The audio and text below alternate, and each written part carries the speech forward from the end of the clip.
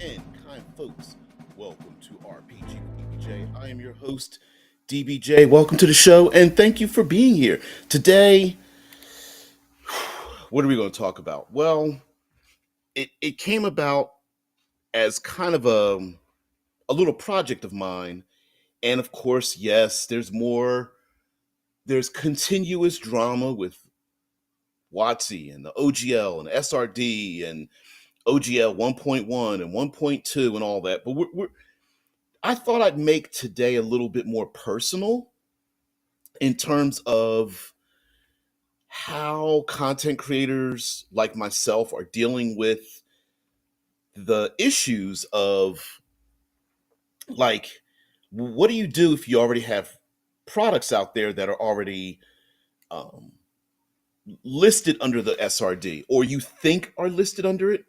So, um, but I don't want to just, this isn't a rant, this isn't a complaint, but it's more like, maybe I should rethink something.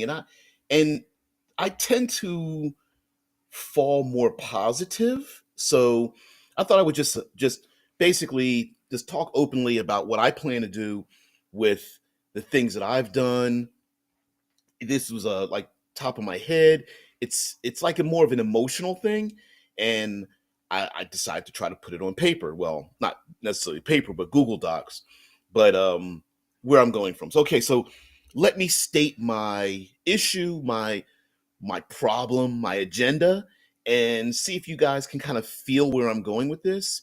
And I'll take some hints or suggestions, or heck, even some heck, I'll even take some support for what I plan on doing. All right. So for those who don't know, I am a content creator. I publish some books for and have published books for Dungeons and Dragons, compatible with Fifth Edition. I have scraped, I have placed material in it that is uh, both copy and pasted and rewritten from the current SRD system reference document from Wizards of the Coast, through their blessings using the original OGL 1.0A.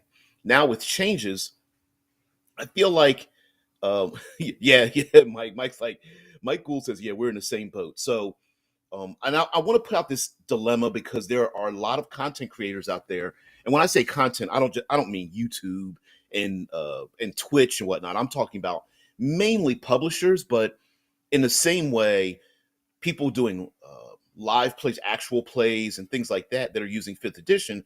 Where do they go? I'm like 99% confident that material already produced won't be affected. I don't believe that there will. It would be physically and impossible to scrape back all fifth edition compatible material. It just is. But my feeling is I don't want a single point of failure any longer, which is actually, if you guys actually know, I had a small hand in helping to write material for Chaosium games for uh, uh, Call of Cthulhu 7th edition, and it's listed under the Miskatonic repository. So the original Cinematic Environs, which I had a hand in writing for Cthulhu, also exists for 5th edition. Now, it's using the same title, but they've all been rewritten, so it's more of like a modern bent and whatnot. So, but I was like, well, there's already material out there. What do I do? And I haven't finished my magnum opus, which is doing all the natural environments and then putting it. I wanted to put it in a thick, like leatherette styled bound book with a ribbon in it and all that kind of stuff. And I was like, oh, I'm not going to be able to do it. So my plan is to rewrite the books, and I'm going to go in and like scrape the material out of it. Now there are people who have the if you have the physical books, of course, it's going to be impossible to insert the rewriting unless I break into your house and rip the pages out and staple in new pages. That's a little unreasonable, because I'm not really that good at breaking and entering. But PDFs are easy to update. The problem is, if changing a paragraph or two, isn't a big deal. It's like, oh, okay, rewriting a book and having it inserted back into the exact same PDF is time consuming and costly. And when I say costly, it's going to cost, it's TER, right? It's going to cost time, energy, and resources. The time, I can give that up for free, right? I can just it'll take me as long as it takes me. The energy part of it, much like getting up at like 5 in the morning here in the States, and feeding and watering the cats and the fish, and then getting my mindset and all that kind of stuff, and using some of that time to start writing and stuff. That's just going to be an energy thing. The resources, yeah, I'm just going to have to put out the resources. Alex and Rob, Alex who does the layout and writing, and Rob who does writing and editing, may not feel the same way I do about putting that much effort in it. I mean, that which is why I think out in the community, you'll see from the bigger names, Kobold and Pelgrain and Mongoose and Legendary Games and Paizo and a ton of them who already have Kickstarters in the works, already have things written, already, what are they supposed to do? They can't go back and pay those writers to then rewrite everything they've written. And the editing difficulty would be like, how do you read something and then try to decipher what specifically is SRD and what isn't? Unless you're reading things side by side and it might jump around and all that, it's a mess. So I thought I would try to give a gift by going, hey, if I'm going to rewrite it, I'm going to rewrite it so that it's going to present itself with new information, um, brand new pages, basically giving more than what was previously given, because I get a lot from the community, so I want to give back. So I wanted to. My plan is to, and as I'm writing it now, I mean, I literally have notes in front of me. I've got like you can't see it, but there's all kinds of I have these books hanging around everywhere, and there's just like tons of notes in them and stuff, and I use them to write and come up with ideas and all that kind of stuff. I always have these like little small notebooks with the little labels in them and stuff. It's crazy. Anyway, um, I'm very old school that way, and it's funny because sometimes I actually don't go back to my notes. It's the idea of writing a note in the first place that actually sticks in my mind. But whatever. Every for everybody who's a note taker, if you found your special niche in how to take notes and write notes and keep notes around and remind yourself of stuff, do whatever you need to do. Post-it notes or floating Google Docs and OneNote. What is it? I think it's Microsoft OneNote or something like that. Anyway, so I thought today and going forward, I thought I would give you guys what I think defines cinematic and what defines encounter. I mean, environs, because the name of the books are called Cinematic Environs, and I was like, well, wait a minute, like, why don't I just actually put that down? Like, what do I mean by that? Like, what kind of can we come to a kind of language, a definition between us that we can go, oh yeah, I get what you're talking about. So the first part I want to talk about are the cinematics. And when I say cinematics, if I wasn't doing this, or if I hell, when I retire in like 5 years, I might even do both. But if I wasn't doing this, I'd be like a movie pundit. I love movies and television. I love the craft and work that goes into from a seed of an idea to writing it on paper to making notes and hiring actors and cinematographers and music and editing and all that kind of stuff. I love those kind of things, and those creative thoughts flow into my tabletop role playing. I'm a visual individual, so when I see something performed, if I see someone perform an act or a job, I absorb it much easier than it would be me reading like a recipe. If I can see someone doing a recipe, I'm like, oh, I get that. Yeah. Reading it, it doesn't really it doesn't jive in my head as easy as seeing it. So role playing is the same way. I'm a very visual person. Now, of course, the visuals come in the imagination, so that means we have to just use words to describe it, but I'm very visual that way. And so one of the things that has is a huge issue with role playing games, and especially 5th edition and D20 games, are that a lot of role playing games have a way to adjudicate combat, and they use a lot of page space to adjudicate combat, but the exploration part of it, the stunt work part of it, the social part of it tends to get less impact. And I understand the social part. The social mechanisms in role playing games can be difficult because most social interactions are one offs. It can be very difficult to define a social encounter because there's so many variables. And we can define some variables, right? Like intimidation versus persuasion versus carousing or diplomacy, seduction, deceit or subterfuge. We can define those acts, but within intimidation, I mean, people can be intimidated by so many things: blackmail, embarrassment, physical harm, actually causing physical harm versus the threat of physical harm. What things can threaten one being, NPC might not threaten another one, even given the same situation. So there's a lot of variables in that with social. But with exploration, for me, exploration is tied so much into not just exploring the unknown, the larger scope of going through unknown lands, but even bringing it back down into combat, or rather lack thereof. And so, what I'm thinking in role playing games, there's a lack of alternate objectives. Now, I do have a book. I didn't even think of bringing. I did purchase a book. You can look this up in Drive Through RPG, and it's called Alternate Objectives. As a matter of fact, just to give a shout out, because I have to I have to give a shout out to this book for being in the same mindset that I am, and I believe it was suggested to me over at Sly Flourish, but I'm going to pull it up now just so alternate objectives.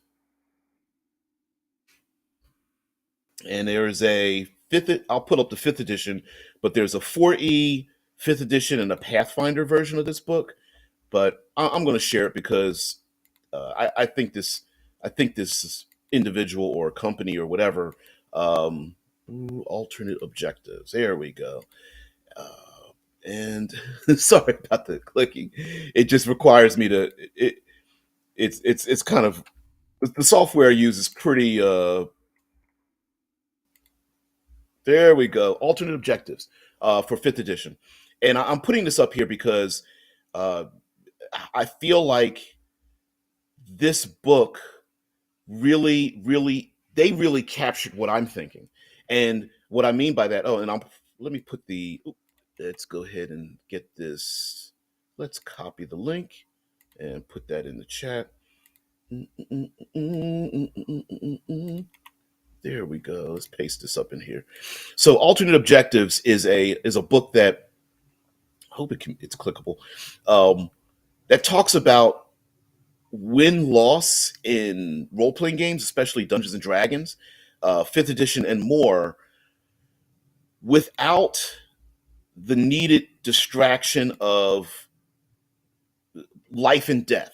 Because what we consider encounters, and it's really funny that the word encounter has is synonymous with combat, but normally it's players on one side, monsters on the other side, NPCs, whatever.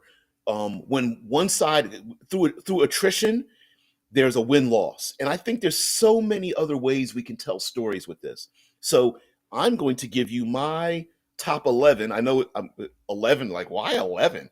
Well, that's because number 12 is taking two of them and combining two or more together. Okay, so I'll give you my idea of what alternate objectives are, and this is going to be placed in the new cinematic environs. And I would love people to start using this. My ultimate goal, and it's a big pie in the sky, dream would be for the entire tabletop RPG community to start using this terminology when describing different types of encounters, whether they're a combat or not. So my first let me go through the 11/12, and then we'll go back and kind of define all of them. So for my alternate objectives, I have them defined as acquire, bypass, chase, diplomacy, distract, race, sabotage, search, solve, subterfuge, and vanguard. All right, so let's go back to the first one, acquire. This is the idea of this is players are against evil baddies, but really the purpose, the win condition is if they acquire the MacGuffin. And the MacGuffin could be a person, place, maybe even a thing, usually a person.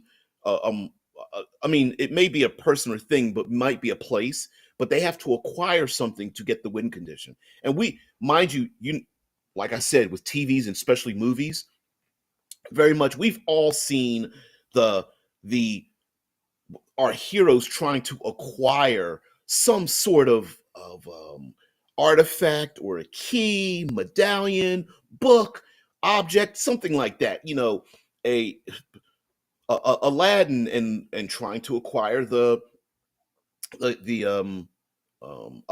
Aladdin's lamp. It's the ring of Lord of the Rings. It's trying to acquire something, and but acquirement could be an individual, say rescuing someone, um, trying to trying to find and convince maybe a political individual or someone with wild magic, or get an elderly sage to go with you on an adventure, and they really don't want to leave home.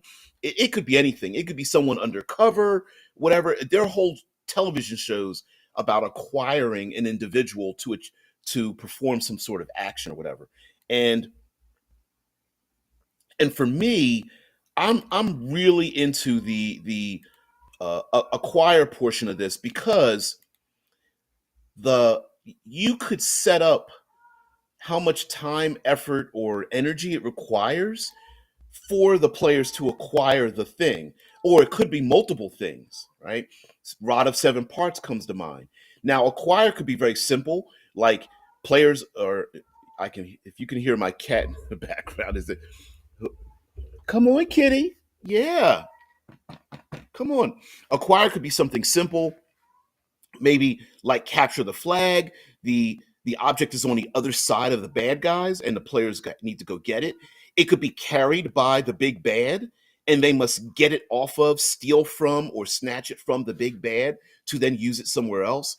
And that makes it much more interesting. Sure, the player characters could go up against a vampire lord, a lich, a pit fiend, or some other monstrous entity, but it's far more interesting to have to take a medallion off of their neck, or sneak a key out of their pocket, or something like that. Hey, Cam, what's going on there? So acquire is my first alternate objective, and if you haven't been listening, Cam, you'll get what we're talking about. So for my second alternate objective, it's called bypass. Bypass is a pretty easy one to understand when it comes to cinematic action.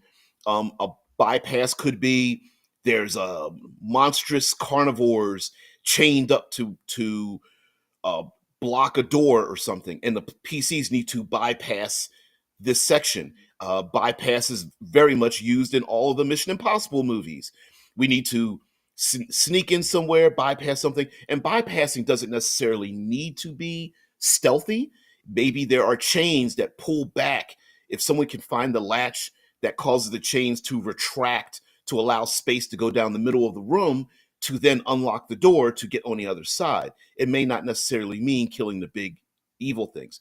Bypassing an objective may also require that the players don't alert the authorities, because if they are alerted, maybe there's something else happening. Much like going back to number one, which is acquire, maybe the player characters need to find hostages, and if the bad guys are alerted to the hostages, they're going to murder kill them. So bypassing objectives is a perfectly fine way to bypass an encounter, right? You roll a random encounter, and there's like three ogres. The three ogres are marching through the woods or something. Player characters want to bypass the ogres because they are a group of scouts ahead of an army, and the player characters could easily kill the ogres, but if they do so, they will alert a larger military force, and that military force might go a different way and go through, um, the goodly lands, and we don't really want that to happen. So a bypass objective is a very good, very simple, cinematic idea, especially if the player characters are well aware of the results of their actions, even if to them something is easy. A chase, and number six is race, but number three, chase and race are a little bit different. A chase would be being chased after or chasing after something else. So maybe the the big bads know that the player characters want to get the medallion, and a number of the bad guys run off, and then now the player characters, sure, they could stick around and start having a an extended battle with the bad guys in front of them, but the objective is to chase down whoever or whatever it is that's running away. A number of games have very limited chase mechanics, so especially fifth edition and other editions of other games may not have a very good chase mechanic. So you could always default to the engine, like using skill checks, reaction checks, reflexes, dynamics, dexterity, um, all those kind of things, and do them in a challenge type basis. Like whoever is the first to get five, 3, 5, 7, make it odd number, 3, 5, 7, 9 successes first wins. Much like in sports, there are odd numbers of competitions between teams because it's very easy to measure those things. So given a chase, maybe player characters must run, escape out of a city before they lock down the doors and rally the troops to corral the player characters in. So the chase may be them running, roof running, a la Assassin's Creed, and then the guards are chasing them. And so a chase is very much a very cinematic thing. Number four is, of course, diplomacy. And oftentimes we get really top headed when it comes to social interactions, especially when fighting has started. People roll initiative. And when I say top headed, they start looking down at the character sheets and they're like, what's in my book? What's on my phone? And what are my character's capabilities? When maybe the objective is diplomacy after fight has started. They need everyone to calm down. Maybe there's fighting that has begun, and they really need these individuals on their side. Um, Something like that. Diplomacy can be pretty difficult when players start getting like, they get the bloodlust in them. But really, diplomacy is a perfectly good way to solve an issue, an alternate objective, if you will. Um, distract, decoy, anything to is number five. And distraction as an alternate objective, maybe the player characters need to be decoys in a battle. They need to lead enemies away from a particular objective that the enemy wants. Distraction could also be like maybe there's a specific time and place for a ritual to take place, and they don't need to kill the ritual people, or they don't need to kill the cultists. What they need to do is distract them so that the full moon goes away, or the 12-hour window is done, or the door that opens only once every century eventually closes, or something like that. And Zamara's like, I'm up. I hear you. He says, I'm going to rewind a bit to get your full list. Yeah, I started the full list early, but yeah, this is in.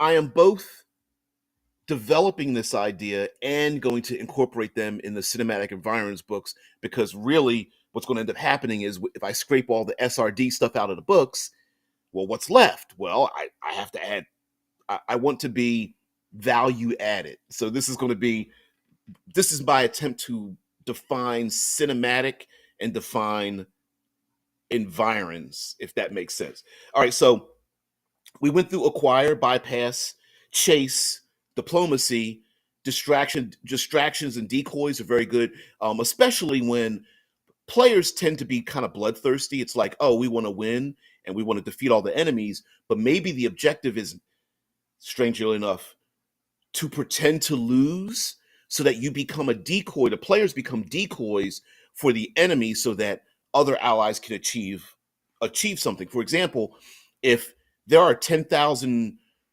uh, soldiers marching through a region and the players need to be a decoy for those soldiers, then if they are too powerful, the enemy may even flee from the player characters, thereby causing them to maybe retreat or combine with a greater military force. Or they may say it's not worth the trouble if they're the enemy force, I mean, the player characters as a force are defeating them, right? They may go, well, why are we going to waste our energy going after them? We need to complete our goal. So being a very good decoy could be the alternate objective to, yeah, Zamara says the objective get captured. Absolutely, absolutely. That's an absolute. What a great way to um, because we're going to get into subterfuge. What a great way to trick the enemy, because maybe you need to get in past all their defenses, and so the player characters get captured. We've seen this in spy movies plenty of times. As Zamara says, new objective: break out with the MacGuffin. Yep, that's the acquire thing. Yeah, yeah, got to get some good MacGuffins. And I even have a I wrote some ideas on making really great MacGuffins, because some singular MacGuffins are a no-no. Multiple MacGuffins with multiple locks with multiple keys, where not all the locks and all the keys need to be used, is a great MacGuffin. Because if you have a singular MacGuffin, player characters are going to like burn it, lose it, ignore it, murder it, right? Destroy it. Um, it. If you've got 12 locks and 13 keys and you only need like two keys, right? Then those are good. That's a good MacGuffin. Maybe a little bit, maybe the numbers are too high, but yeah. All right, so we've got number 5 with distract. Now we're going to go to number 6, which is race. Race is different than chase in my description. So a chase is being chased after, or what the hell? Okay, there we go. Ooh, my screen went black. It timed out. Ooh, okay. So a chase is being chased after or chasing after an opponent, right? That's just it's the Assassin's Creed roof running, being chased after by guards that don't know what they're doing. It's the opening of Matrix where Trinity is running across the rooftops and the agents are shooting after it, right? It's that chase. That's a chase. For me, a race is a race against time. Now that could be a larger, like a race against time could be like the world will be destroyed in 24 hours and you must achieve something. The A portal to the netherworld will close and trap you in the nine hells forever. A race could be something simple. We've seen closing doors and lowering portcullises plenty of times. So a race to get under the portcullis before you're trapped in with the bad guys. It could be a flooding chamber. It's basically it's the race to either get from A to B or the race to achieve something. Hit the button, pull the lever, put the MacGuffin, click the MacGuffin into the other MacGuffin. It's that may be the specific objective in the first place, right? So it may be the enemy blows a horn, and they blowing that horn means that there will be 10 times as many enemies as the players are, fighting. They're like, oh, there's 3 manticores, and there's going to be 30 over the horizon. We can see them flying like a black cloud or something, right? Then, hey, Sophie, yeah, join me up here. I need a kitty cam. Come on. Yeah, up here. All right. Anyway, Mike says, out of the box features lots of these. Yeah, yeah. It actually it does. I should bring that book out. Albatross is an acquire and chase comp combined. Yep. Objective: find the elven infant first and get it to the other side of the woods before the insectoids get you or her.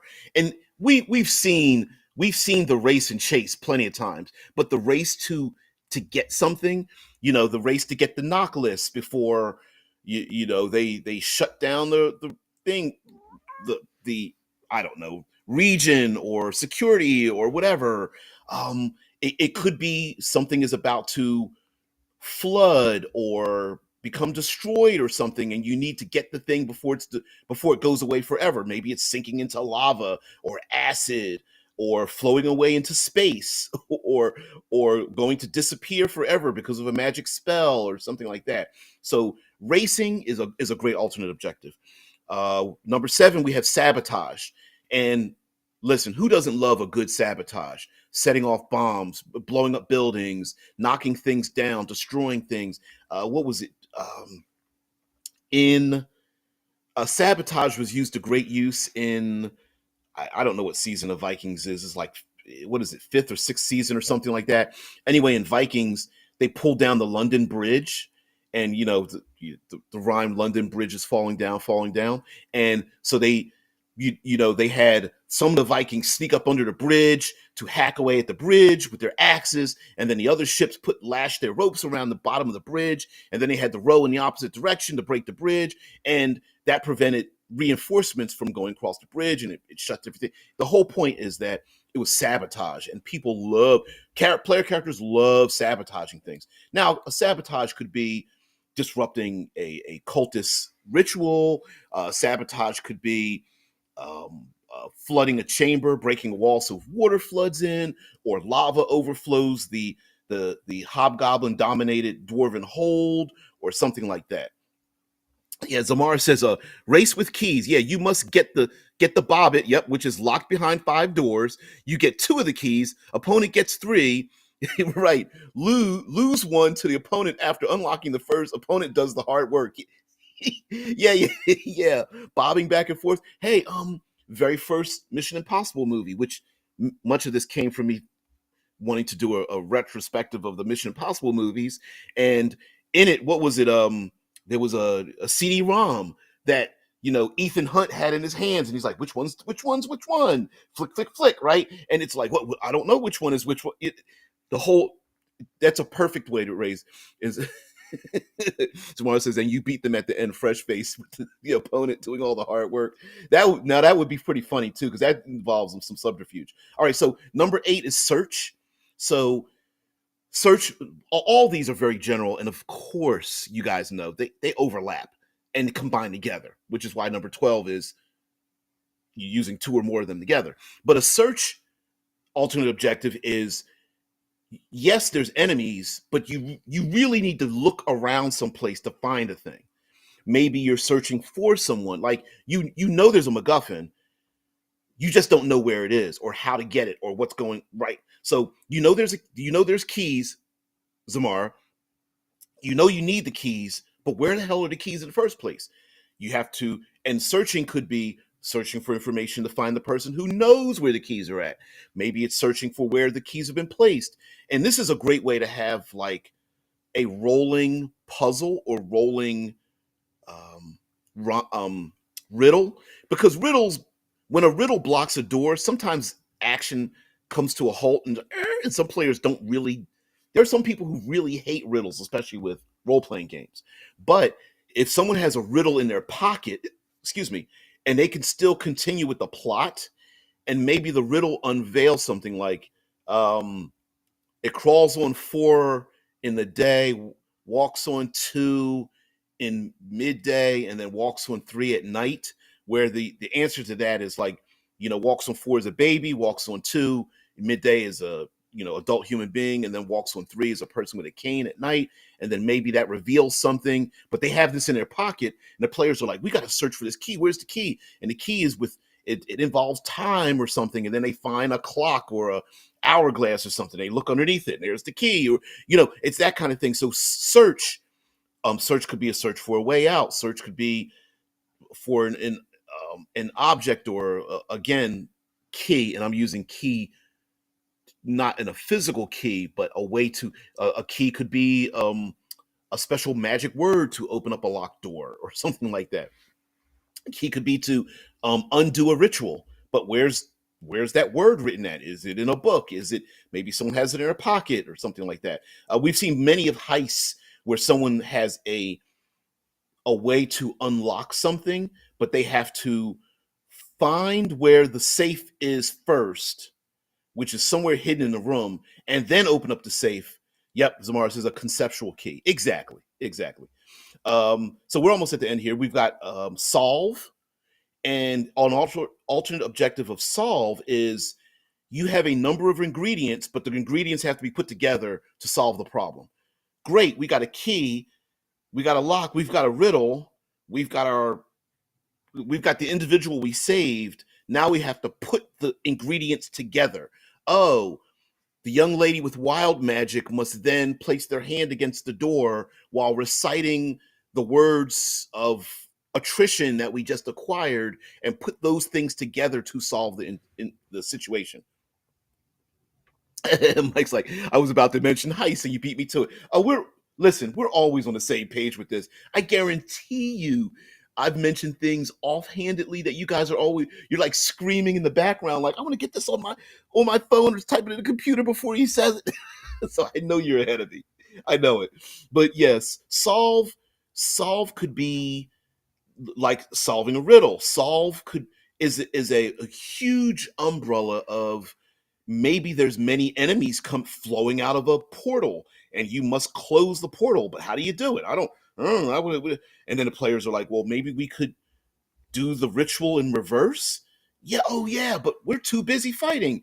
Maybe we can find one of the people that were captured to speak the words of attrition that are the literally spoken opposite or whatever, right? And solving something could be any number of there was a television show called Spartacus.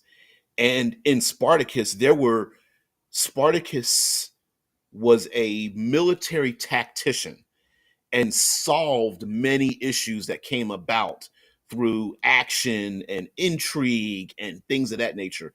For example, they when they escaped as gladiatorial slaves, they had a number of non-combatants with them and they had to escape across a big ravine, and the enemy was like, they can't cross this, it's too deep, it's too far for them to cross, and they were being starved out and they were dying. And then when the enemy found them, got through the fog and found them, come to find out that Spartacus and all the people, and it's pretty dark, but they piled all the bodies of their dead and it filled the deep crevice so that they could walk across the bodies and get to the other side.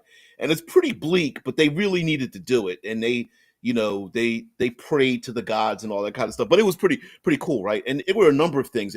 At one point, they couldn't get out of course, they're gladiators. They're in a gladiator pit. They're being trained. They can't get out of it. And he made a deal with he convinced one of the gladiators, and you didn't know what was going to happen, how they were going to escape. And what he did was, when the gladiator had his shield, he ran at the gladiator, and the gladiator made a ramp, and he ran up the ramp and in slow motion, 300 style, jumps off the ramp and jumps up to the second level that the gladiators couldn't get to get out of the pit. And so it was pretty cool. It was a way to solve the problem. Um, Zamar says, "Can we just use her blood and recite the words ourselves? She died 3 rooms ago." Yeah, killing the MacGuffin, right? They're like, "Oops, ooh, ooh." Sometimes it's like the Saw movies. It's just like, "Oops, maybe we shouldn't have done that." Yeah. Sounds. Z says sounds like something that um Angron would have done before he was abducted by the Emperor. Oh, 40K lore. Ah, okay. That sounds pretty dark. Yeah, 40K, which is Henry Cavill's going to be in a 40K World of Warcraft either TV show or movie or something. Sounds pretty cool. Anyway, okay, we've got two more, or technically three. We've got subterfuge and vanguard at the end. So subterfuge is much similar to distraction or decoy. Subterfuge is basically lying, right? Now, lying, illusions, uh, de- deceptions. Now, it could be scaring the enemy away to make them think there's far more enemies than there really are if it's just the player characters. It could be pretending, again, this is about being captured, right? With the subterfuge, it could be pretending to be powerless and being captured and taken back to the enemy stronghold, which literally gets the players to bypass all of their defenses, which also may not alert the enemy to just how be something. Again, we're talking about heist, but it doesn't necessarily have to be heist. Subterfuge could be making the enemies split up to go after numerous player characters, but really they're staying in one place and they're using illusions or sounds or echoes or other kinds of evidence to cause the enemy to split up and then start to take them out one by one. The subterfuge as an alternate objective is awesome, especially when you start combining that with the other objectives, getting a MacGuffin, whether it's rescuing someone or whatever. Maybe half the PCs make a bunch of noise, draw the enemy away. The other PCs go in, rescue, steal, acquire the MacGuffins to then, circle back later. You don't want to split the quote unquote don't want to split the party, but maybe splitting the party might be a good idea, especially if the PCs have some way of transporting themselves or flying or teleportation or something and come back together again after leading the enemy topsy-turvy. Also, subterfuge especially works with mindless animals and beasts and things. Maybe the player characters cover themselves with blood and draw the enemy away, or there's dead bodies and they're placed somewhere where or maybe the player characters just pull food out of their packs to distract the enemy or something, or maybe they used magic or something, or they find chemicals that draw the enemy from one place to another. Also, pretending to be the enemy, pretending to look like hobgoblins or whatever, and go into the hobgoblin camp is a great subterfuge kind of thing as well. Zamar says, DBJ, you just hurt my heart. What did I do? Look up Oculus Imperia on YouTube. He can teach me the way. Okay. He's good listening to during work and long drives. Okay. Oculus Imperia. I'll do that because I get an opportunity to listen to a ton of stuff. Can't really respond too much. Like I drive and walk for work as a letter carrier, so it's super difficult to respond to things, but I can listen to podcasts and YouTube all day long. So, and okay, the last one is Vanguard, and Vanguard is basically holding the line.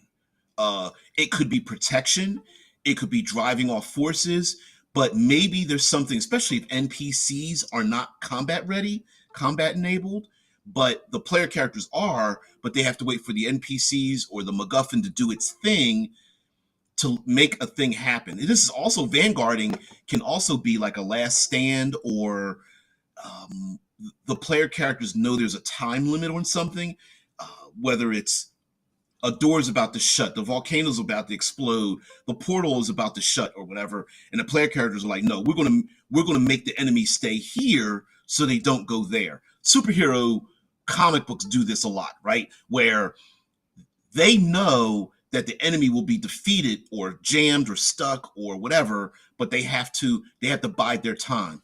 Very much like Lord of the Rings, the Two Towers.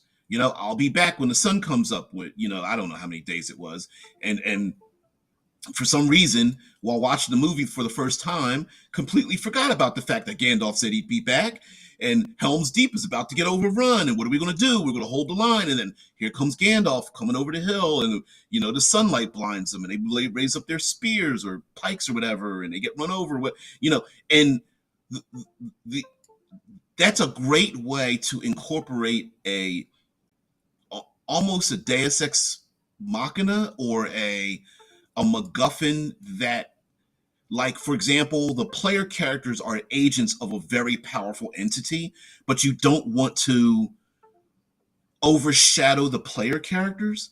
So maybe the player characters are like devoted to some kind of a demigod or something, and the demigod says to them, in 3 days hence I will be here to wipe this place of enemies, but it's up to you that they stay here because this is the place that is consecrated for my power, right? So yes, something far more powerful than the PCs will arrive. But the PCs got to be there so that all the enemies are there. So maybe the PCs got to get pounded over and over again, or maybe they need to protect someone, and it's not until reinforcements show up or something. And so that's what Vanguard is. Zamara says, I love using Vanguard in war scenarios. Hell yeah. Usually I will start the session with an impossible mission, and then a horde begins to swarm and then flash back. Ooh, Vanguard. I like that. Ooh, flashbacks. What a excellent tool. Hard to describe, but opens up the mind to like ease and easiness of going, oh, yeah, I could do it this way with a flashback. But yeah, Vanguards in war are perfectly set up. The last scene of Saving Private Ryan is a Vanguard. You know, they get to Ryan, they could get out of here. Ryan's like, no, I'm sticking with my troops. The individuals in Saving Private Ryan are like, okay, well, we'll stay here and try to stop this overwhelming force until reinforcements show up. And so that is a Vanguard. Maybe they're not sitting side by side shooting over sandbags, but it completely is a Vanguard. Fighting zombie hordes can become a Vanguard, where we need to stave off the zombie hordes until the wagon comes by to take us away, or the armored bus comes around the corner or something like that. The helicopter flies in so we can get out of here. Mike says Vanguard is typical in some zombie tales, as is Chase and Key. Yeah, yeah, absolutely. Heck, sometimes in zombie there's a little diplomacy in there too, like, we need your help, please come save us, right? And the other group is like, I don't know, kind of dangerous. All right, so of course number 12 is combining all of these together, right, in different levels. So again, going back to the top, we have acquire, bypass, chase, diplomacy, distract, race, sabotage, search, solve, subterfuge, and Vanguard. And so that's kind of like my small little way to rethink alternate objectives instead of straight up fight the enemy. Now, of course, PCs being badasses and beating ass of bad guys, there's nothing wrong with that.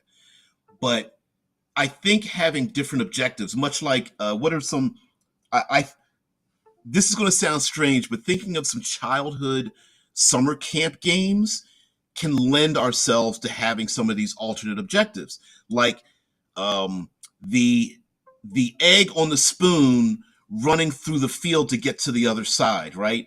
Like, it's not a matter of being the fastest. It's a matter of keeping that egg. Of course, some people cheat it because they have boiled eggs and they won't crack if you drop them. But the whole point is that what's another summertime game I played? Summer camp. Fill up a balloon with water.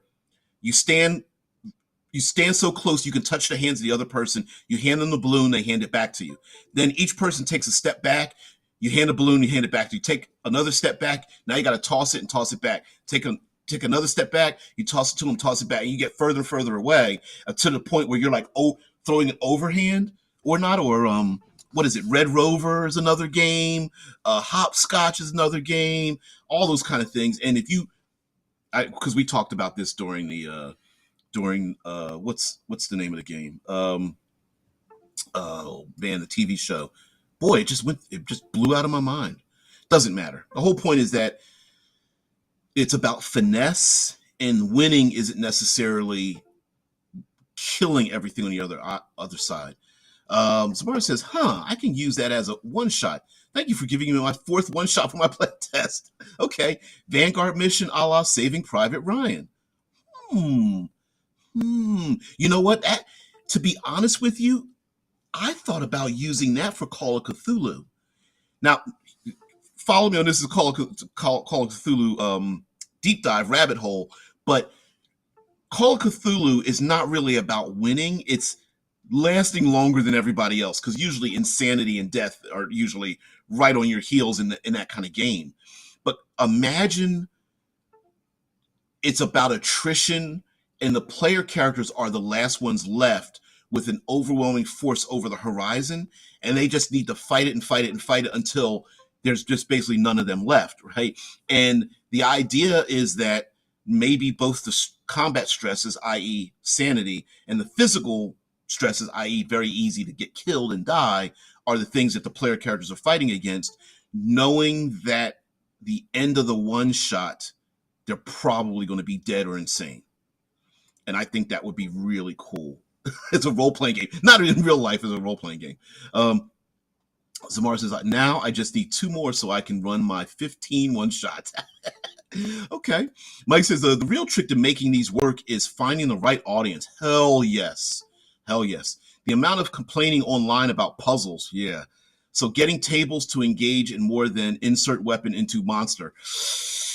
Yeah, because some people just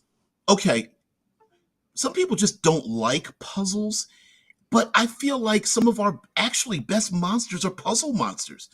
I'm going to, because I was going to go through some of the environmental stuff that I think we can have language in, but I'll save that for tomorrow. I'm going to end this with why puzzle monsters are our favorites and we don't even realize it. But anyway, Mike, one of our co-hosts, says, so basically talks about finding the right audience. Yeah. So finding the right setting. I'm a fan of post-apocalyptic tales and settings. Survival, chase, key, acquire, puzzle, yeah, and more are at play. These settings tend to force players to think beyond combat. And I think it's because most of our examples, like you said, post-apocalyptic, even science fiction somewhat, has a lot better examples of alternate win conditions, right? Like with fantasy, we often basically see sword inserted into monster for the most part. And our side characters tend to run around and maybe save some innocent people or somehow steal the ancient artifact and stick it in their bag and run away with it. But for the most part, it's weapon, monsters become weapon sheaths as they stick them into the monsters and go, oh, I want my weapon back. Oh, there's another monster. Let me stick it into that one as well, right? But like post-apocalyptic settings is all about, we need to get the food, we need to get water, we can't sit and stop and fight the thing. And a lot of role-playing games fall on the ultra heroic level to the near cinematic godlike level where it doesn't matter how many enemies there are, the main character or characters can take on anything.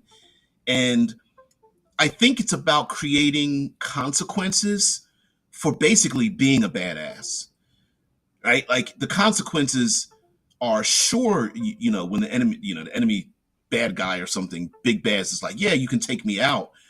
Much like the Joker, Batman can punch the Joker in the face and pretty much take him out in one punch, usually. But there's usually consequences. Hey, if you stop and confront me or hurt me or challenge me, you are losing because something else is going to happen. And that's where the alternate objectives come in, right? Like, yes, the player characters can sit and start fighting enemies on, the plains of hell, but A, they should be overrun, and B, getting the hell out of there might be the thing, especially if their way out was stolen or it exists somewhere else on the plains of hell and the player characters just don't have any resources left. Yeah. Yeah, Mike says, yeah. For Westerns, yeah, the badass is always a target for other badasses, which is again, I think something maybe we lose track of. Like every time the player character is like beat ass, other people might find out about it and start spreading rumors, and other NPCs are going like, who are they supposed to be? Yeah. Samara's like says, GM, head on, apply directly to forehead. Player, apply sword to forehead. Yeah. Yeah. Thunk. Ah.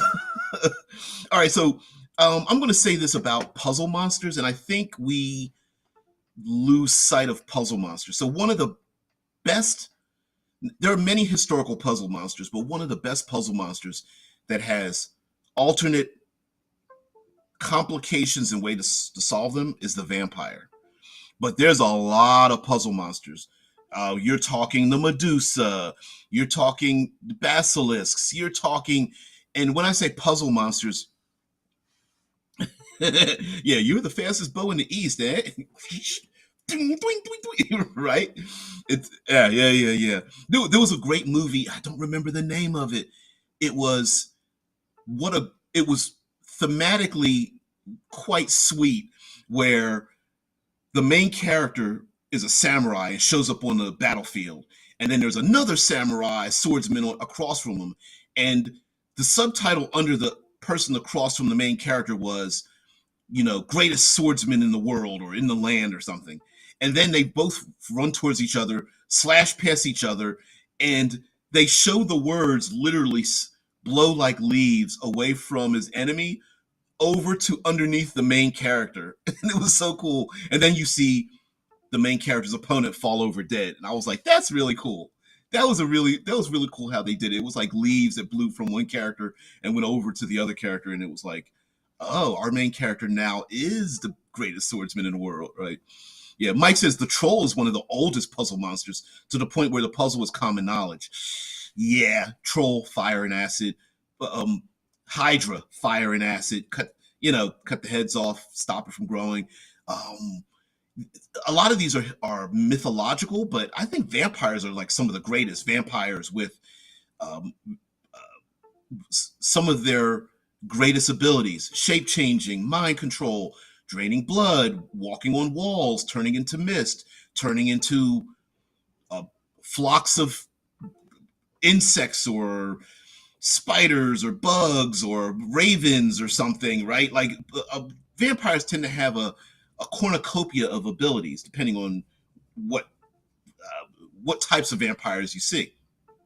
They heal, but then how do you solve it? Sunlight, religious symbol, consecrated region. If you go even deeper, mirrors, garlic, running water, not being able to be invited. I mean, you must be invited to enter into a domicile and such. Yep, Zamar says the Lich is a modern day puzzle monster. Yep, can't kill it unless you can't permanently defeat it unless you find its phylactery. And I feel like puzzle monsters have kind of disappeared. It's like I mean, yes, we see heroes fighting villains, but usually a puzzle monster has like something that's pretty difficult to stop. It's pretty difficult to stop on its own.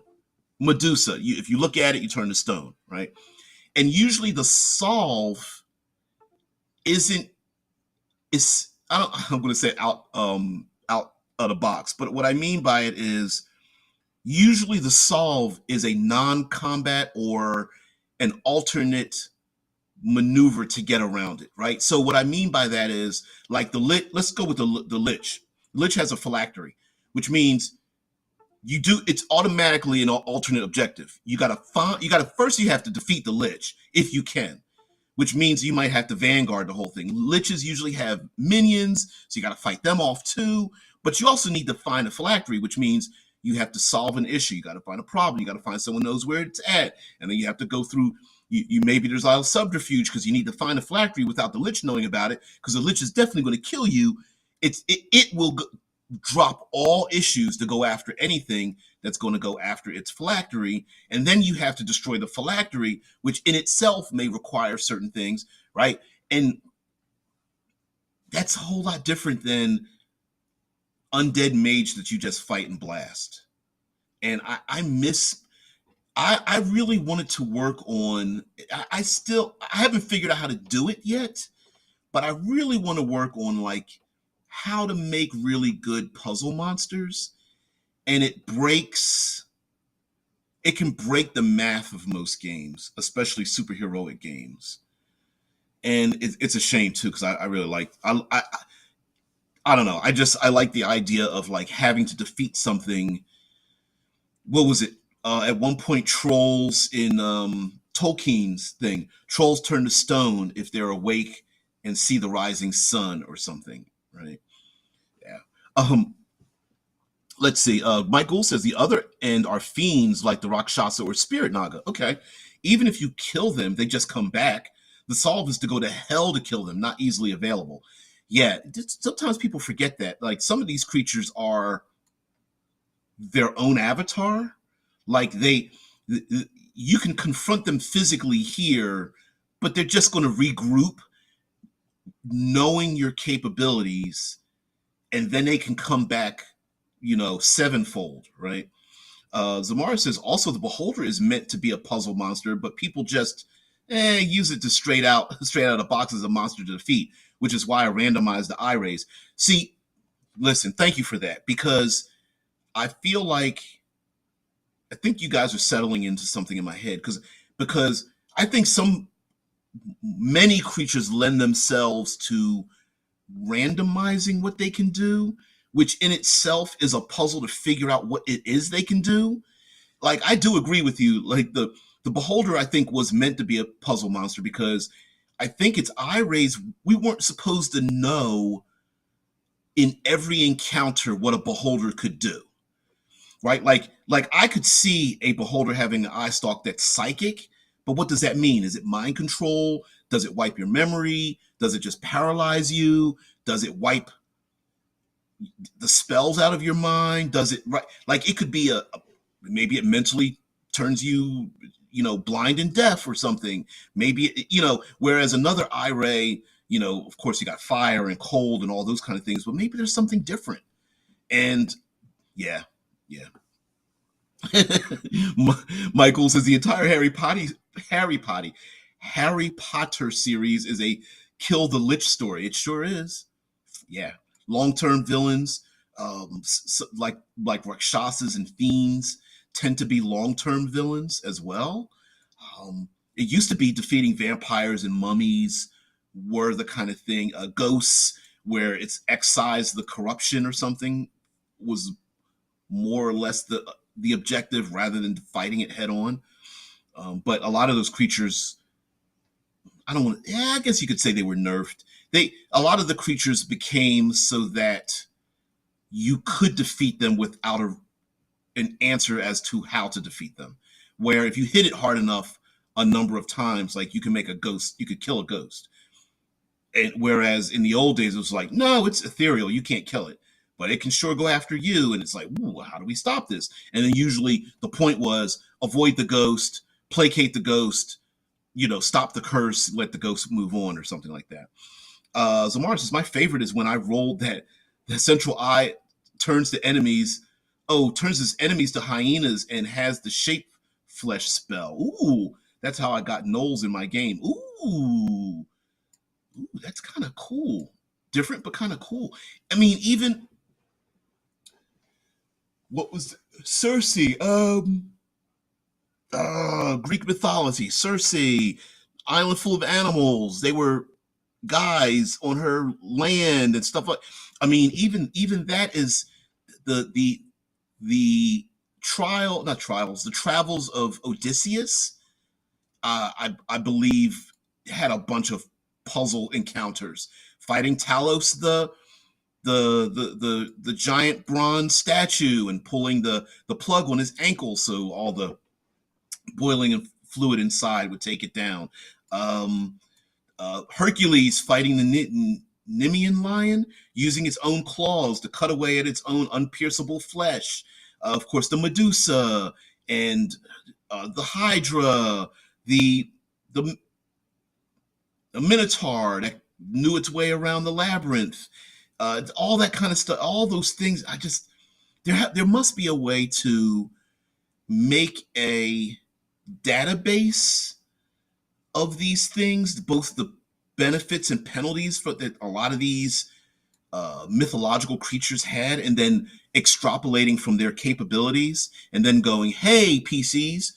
And this was a reason for having yeah. Oh, Cathodic Musing says putting wax in your ears versus the sirens. Yep.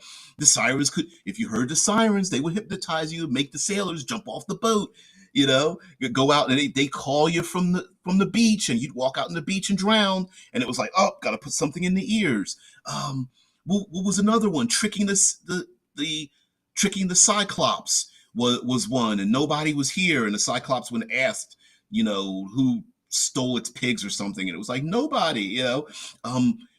one of the movies, one of the classic 70s, 80s movies where there were the old crones and they used an orb to be able to see. And the crones could like tell the future or something, but they couldn't actually see physically. And one of the heroes stole the orb that the crones were using between each of them to be able to see.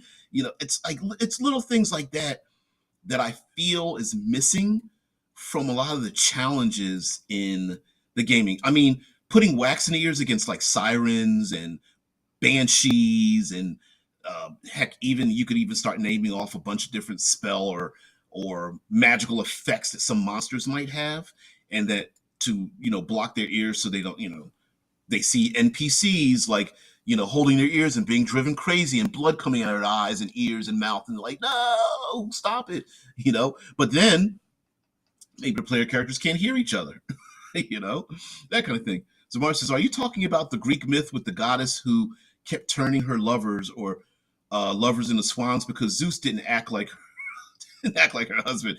No. I think that's a different one. But story about the swans, there's so many. And listen, I'm pulling this out of my ass, right? Just because of the end of the show. But yeah, I'm thinking there's a way to do it.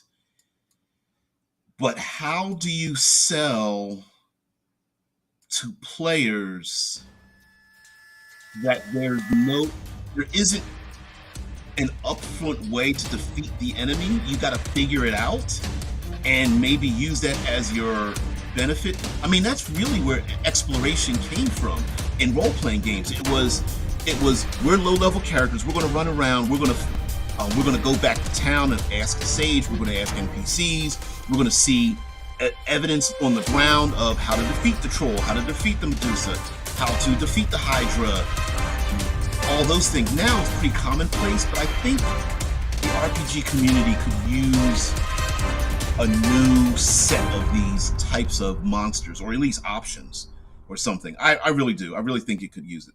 So anyway, guys, we are coming to the end. Thank you so much for being part of the show.